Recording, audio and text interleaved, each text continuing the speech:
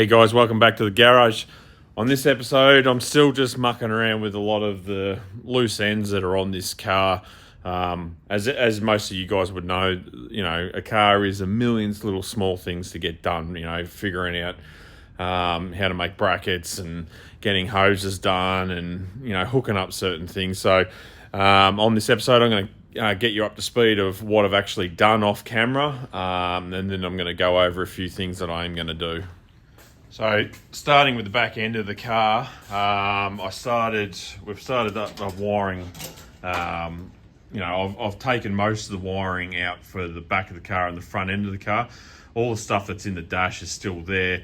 I want to try and utilise a lot of that. We're not going to use most of it, but if we can recycle a lot of it, I'd love to go that way. So far, I've got a battery.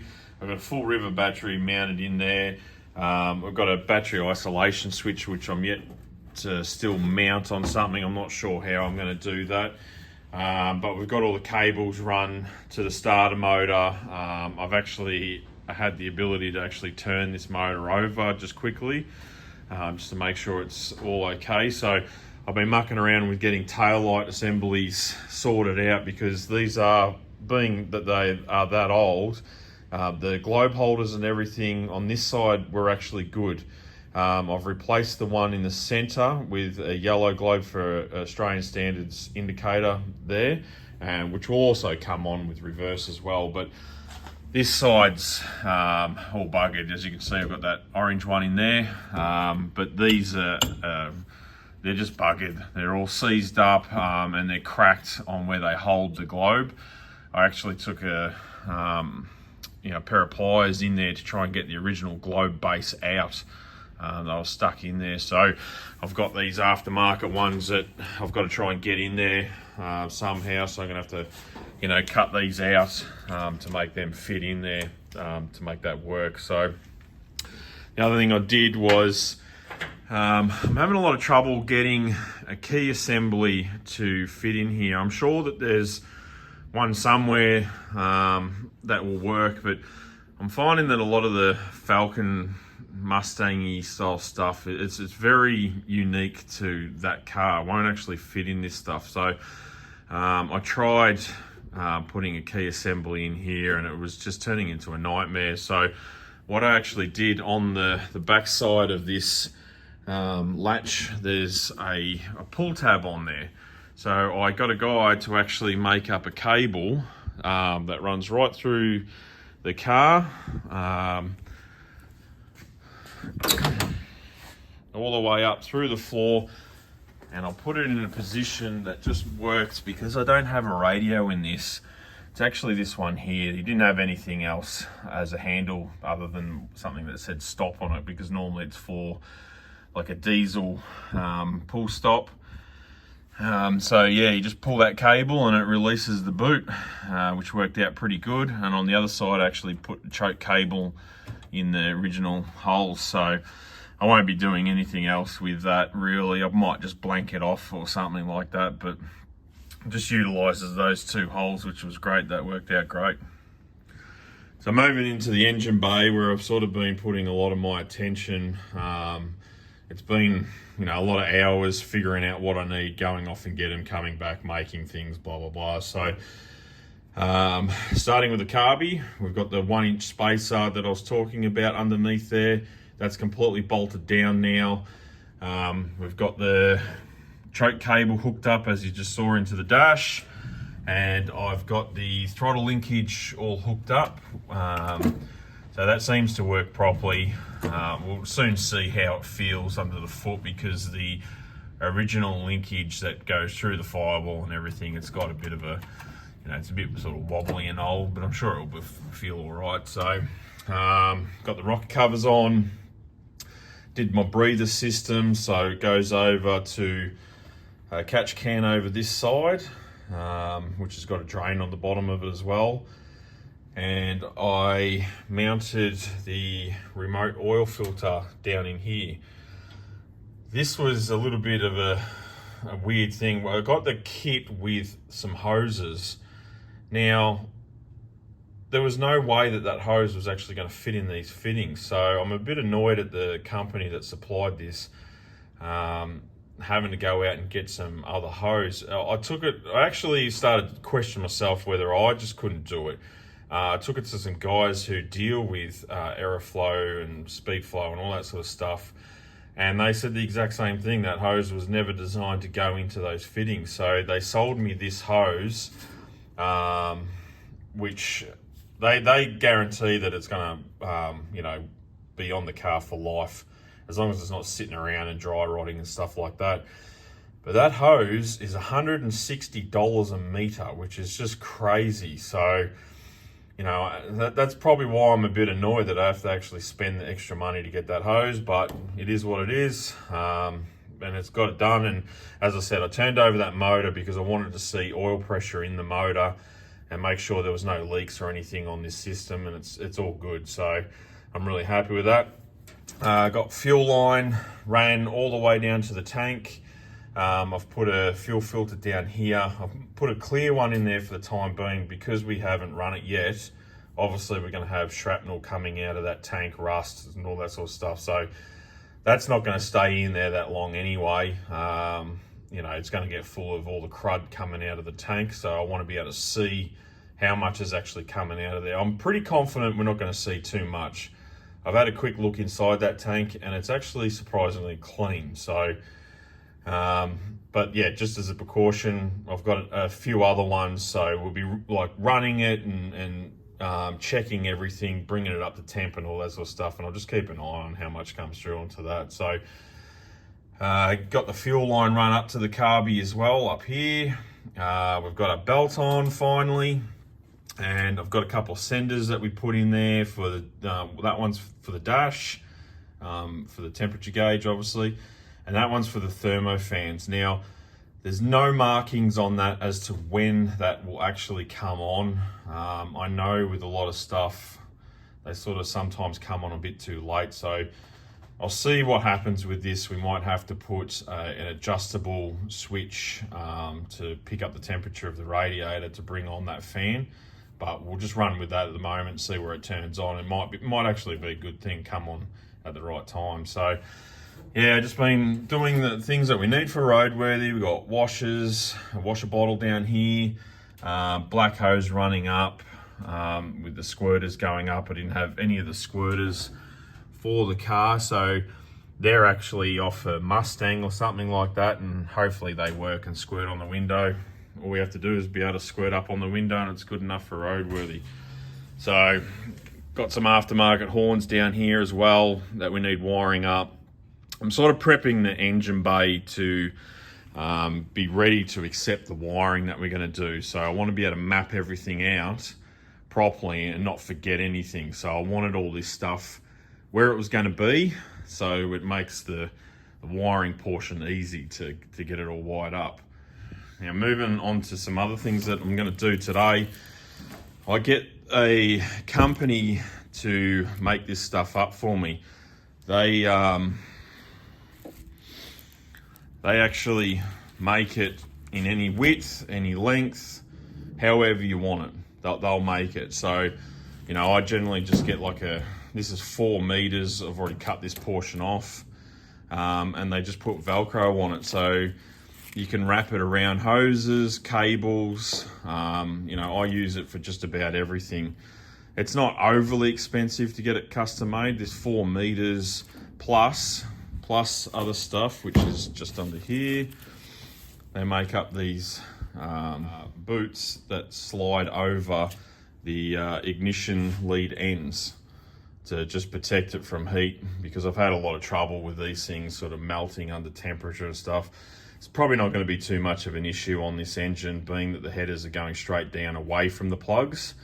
Generally, if you've got spark plug lead ends that are close to, headers and stuff like that, that's brilliant for, but you know what, we'll just put them on just to give it that extra bit of protection. So 8 of those and 4 meters of this stuff with the Velcro was $150. So it's really not that bad. So I've cut this length to actually go over the fuel supply to the carby down here, try and keep that temperature down on that line to stop, you know, fuel boil, things like that. And I've got to get underneath and put some on the starter cable that comes around. It's really close to the header down there.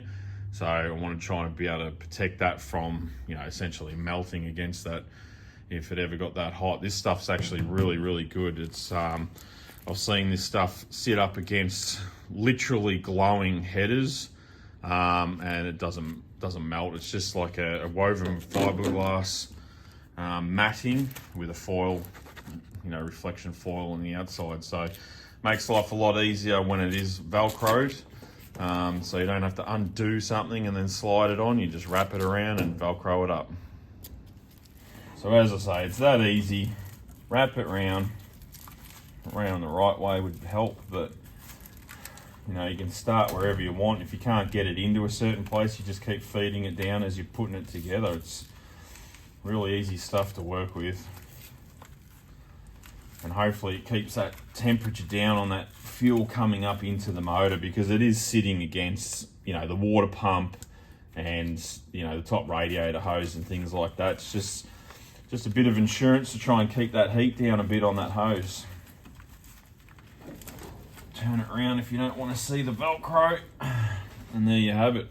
It's that easy.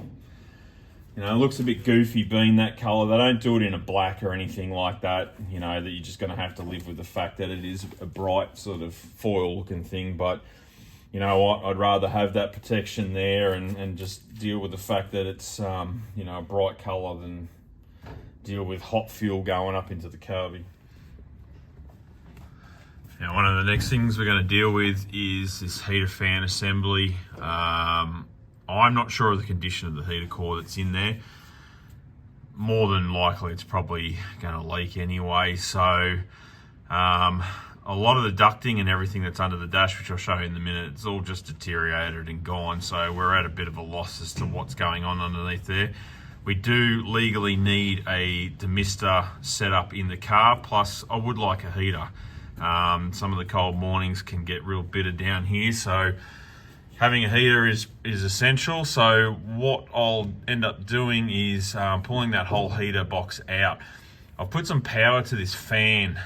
The reason why I'm going through all this is this fan is just not responsive at all. Not even a flicker of a spark or anything in this motor. So who knows how long it's been dead for. Not really going to bother with it. As I said in one of the earlier videos, I found a heater assembly, a small hot rod heater assembly up in my mezzanine. So I'm just going to go chuck that underneath the dash.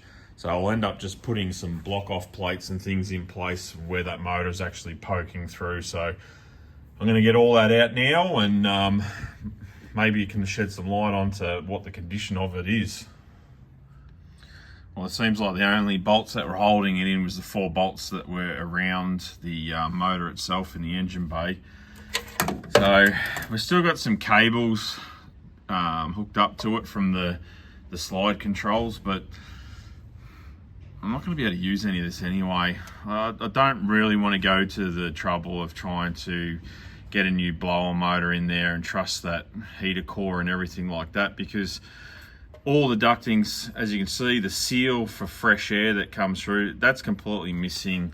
All the rest of the ducting is made out of like the same sort of cardboard material that the glove box is made out of. That's all gone. All the remnants of what was there is just all gone. It's all turned to crap anyway. So yeah, I think I'm just going to do away with sort of cutting those cables, because they're just going to get in the way hanging down. And you know, we're not restoring this car, we just need a heater in it. So I'll just snip those ducting cables off, get them out of the way, and then we'll get this whole assembly out.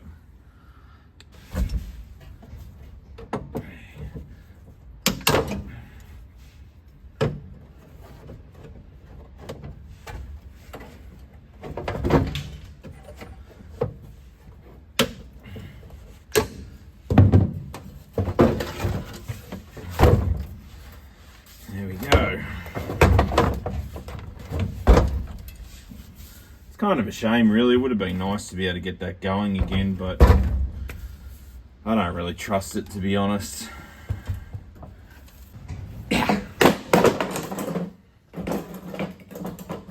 In typical American style car, hornet's nest. I'm guessing it's a hornet's nest. I'm not really sure.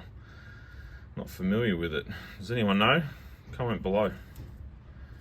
I'd like to know what they are. I keep finding them on these cars. They're bloody everywhere, under the dashes, in the chassis rails, everywhere. Now, with all the holes now we've got in the dash, I probably could have used one of these for the wiring. I actually recut another hole to put some of the wiring and capillary tubes for the oil gauge and things like that through, but look, it doesn't matter. I'm going to block all these ones off. These ones are useless. Well, the bottom one's useless for running the heater hose through because it's too much of an angle back there. It's just, it'll put a kink in it and it'll rub on the engine and things like that. So blocking those ones off, going to utilize this hole with the plate to be able to run the 2 lines through there for the heater.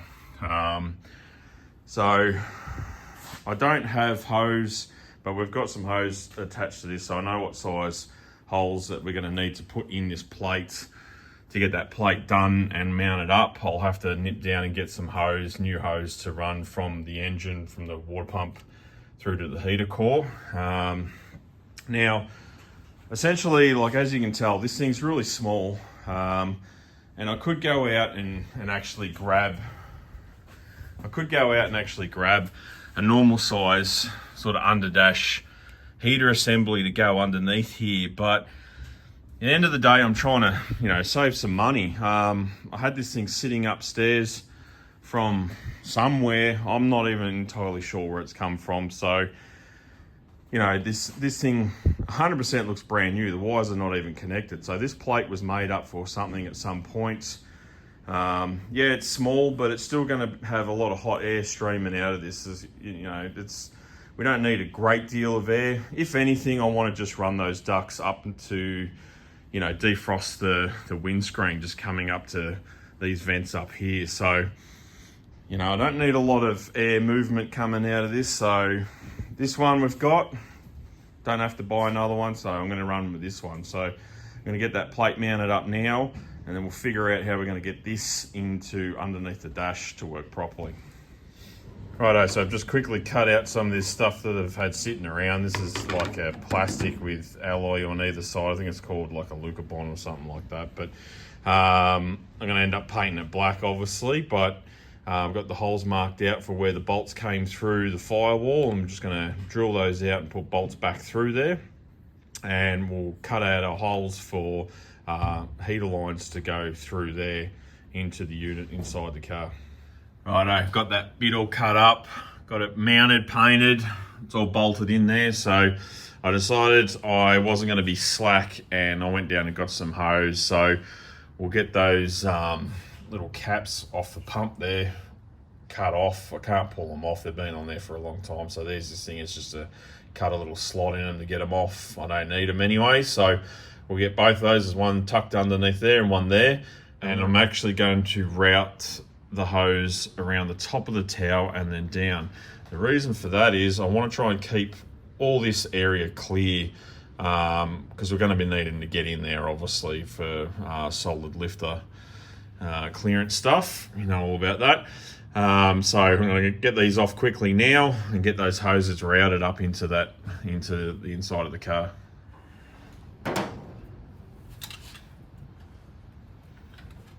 Now I have put water in this system just so I could see if there was any leaks. I won't really know if there's any leaks until it's under pressure and heat, obviously.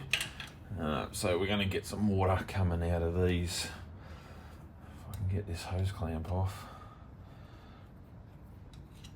at some point.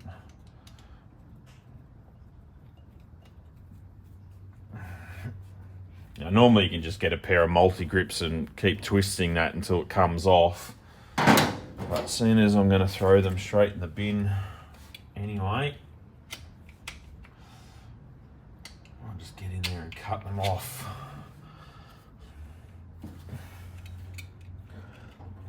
Obviously be careful there. It came off fairly easy. But as you can see, it's been on there for a little while, so it's a lot easier to get them off by just cutting them as soon as I don't need them. Be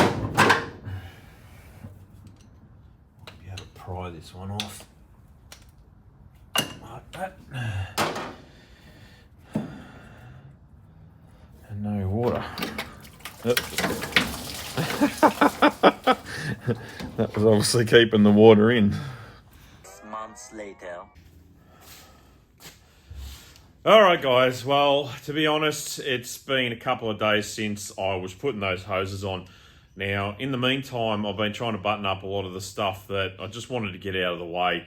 Wiring is boring, it just is. You can't film stuff that I'm trying to dig my hands into, you know, dashes and things like that, and just trying to find, you know, ignition sources and just random stuff. No one really wants to watch that stuff. So, right now I'm going to bring you up to speed as to where we're at, and yeah, we've got some good news. Alright, bringing it back into the engine bay, one thing you'll notice straight away is I've actually changed the leads out. So I've got all the ignition sorted, found top dead center, got that in the right spot. Shouldn't be an issue. As we were just doing, we've got the heater hoses all hooked up. I've secured it up in that corner. I've noticed that when the hinge comes down, it's pretty close actually to where that is. And as I mentioned, I don't want to put it into this area here because we need access for plugs and things like that. So I'd like to keep it right out of the way. So I'll just keep an eye on that with the bonnet closed and see if it rubs on that. It should be fine. I'm not too worried. So I'll get you on the inside. Now I went down and got some brand new door switches. So they're working off the doors there, and I've got all the heater assembly in. Now I did cheat a little bit. I had it mounted on a steel plate, and I've just gone ahead and sort of tack welded that to the cowl there. You know, there's no real good way of securing it to that cowl. That cowl is actually going to the outside of the car. Water and everything comes past here, so even if I was to drill a bracket or anything through there, you know, it's gonna leak. So just did a few tack welds to keep it secure there, and got my ducting going up into the dash.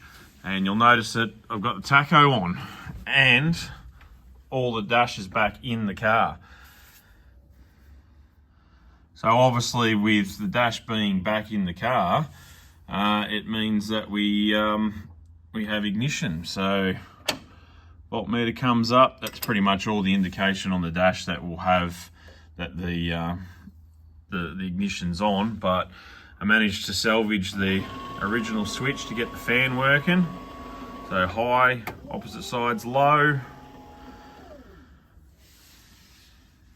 and we've got dash lights in the tacho.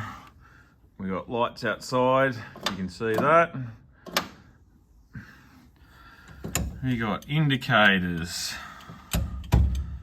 both sides. What else it also means is that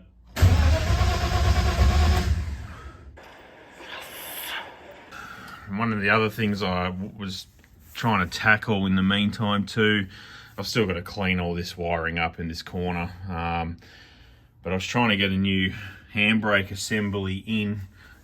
If I move all this out of the way, you can see I've got new cable in, new handbrake, because the handbrake assembly that was in there was seized, absolutely seized. Even when I got the handbrake out and, you know, soaked it down in some you know, penetrant and stuff, it still wouldn't come apart. It was absolutely buggered. So no point stuffing around, just went out and got another one. That one's out of an early Mustang. It's a little bit short on the bracket coming to the dash, but I just extended it and it works fine.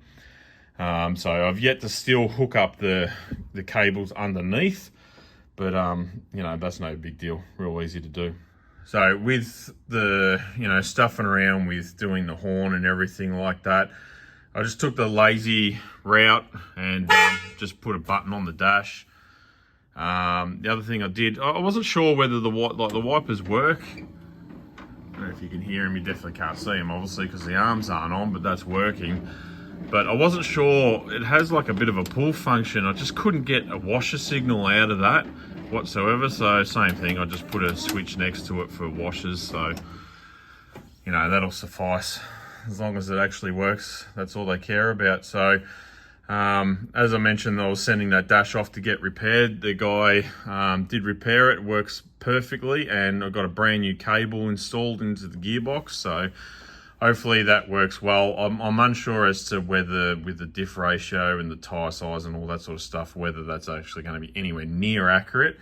But at the end of the day, all you need is a working speedo. I can always use a GPS or something like that to see, you know, exactly what sort of speed we're doing. So as you can see, I managed to get the back end of the car all back together. These indicators also will come on for reverse as what's required for Australian standards. It may not be, there may be some sort of leeway of the year of the car as to whether it actually needs reverse, but you know, I just made it. You know, not a bad thing for safety stuff. People know you're backing out. They're not gonna, you know, act like they didn't see you coming out. So still yet to mount that switch. I'm unsure of what to do there, whether just to mount it. You know, I was sort of thinking that I was going to have sort of like a pull handle or a switch, or, you know, I mean, I don't want to be drilling into any of these panels and stuff, and it's hard with all these garnishes on, but so yeah, still indecisive about how I'm actually going to mount it. I reckon at the end of the day, I'm just going to mount it inside the boot. It's better to have it and not have it. I know it's convenient sort of having it on the outside, turning it off, things like that if something goes wrong, but you know, we're not really going racing with this thing. It's just a street car after all. So yeah, I'll deal with that. That's another thing I've got to deal with, along with a, you know, a bunch of other stuff to, you know, finish off with this car. But you know, we're one step further. So next episode, I will be definitely getting this motor running for you. Now, there is going to be a few things that we're going to have to tackle in that episode, and one of them is going to be the valve train. Now, I'm a bit nervous, and the reason for that is I've got a pretty bad history with flat tappet cams. I've chewed out a few lobes over the years, so I really like to make sure that everything is in good working order. So I'm going to be going over rocker clearances, rocker to valve clearances, making sure that that's all right. So we need to bring it up to temp first, make sure that all those clearances are right. And I also want to make sure that those lifters are rotating on the cam. So they're actually designed, for those guys who don't understand, I know a lot of you guys understand, but the lifter and push rod actually rotate on every push, essentially, on the cam. So as it's going over the lobe, it rotates a little bit. So I'll show you how I sort of make sure that that's actually working well. A lot of guys know this trick, but I'll show the rest of you. It's a really simple thing to figure out if you've got a lobe taken off the cam or anything like that, or a lifter that's buggered. So I'll be going over that. Now, I won't be doing too much in the way of carby stuff. I know a little bit, not enough, to be completely honest. So I'll be getting it running enough so it idles. We can sort of free rev it, things like that. Obviously, under load's going to be a completely different motor. So want to make sure, you know, alternator's charging, go through all that stuff. Now, I know that we've got oil pressure and all the oil system works that we've put in. We had no leaks, well, so far. But I've had to put that gauge in the dash, which is actually a capillary style gauge. So I wanted to make sure there was no oil leaks coming out the back of the gauge or anything like that. So I know I've got oil pressure, so we're good in that department. The other thing I wanted to make sure is cooling system. Now, I'm a little bit hesitant on this Evil Bay fan that I've got for it. Now, it came with the radiator.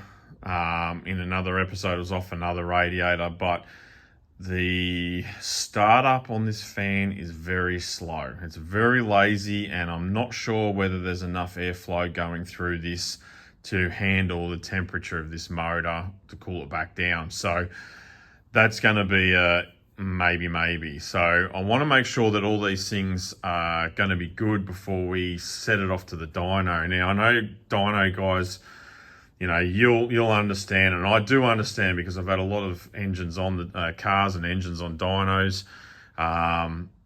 You got to make sure that all this stuff's right before you actually go take it to them, because you don't want to be sitting on the dyno trying to figure out why your fan won't switch on, or, you know, simple things. The biggest thing that a lot of guys find is that they don't bring enough fuel with them. They don't fill up the tank in the car. You know, they're running out mid-run or something like that. It's, you know, I want to make sure that this car is ready to go to the dyno, and that will also involve getting all the interior and stuff done so they can obviously sit in the car. So we need to get brakes done, make sure all that works. We've got to bleed brakes, bleed clutch, and just run over a few things. Make sure that the engine cycles properly with the fan. You know, make sure all the valve train's right to go down to the dyno. You know, things like that. You don't want to be pulling stuff apart to take it down there. So they will be the guys that make sure that this car be set up right and the timing's right, all that sort of stuff, and see how much power we can get out of it. I won't be chasing every last horsepower out of it, but, you know, it'd be good to see some good numbers coming out of this thing. So, but definitely next episode, this thing's running. We're going to hear the exhaust and, you know, tackle a few things, cycle this motor over in temperature and make sure we're good, and find out if we have any problems, which we may just have a problem. I'm thinking this one's going to be the problem. Anyway, hope to see you on the next episode, guys.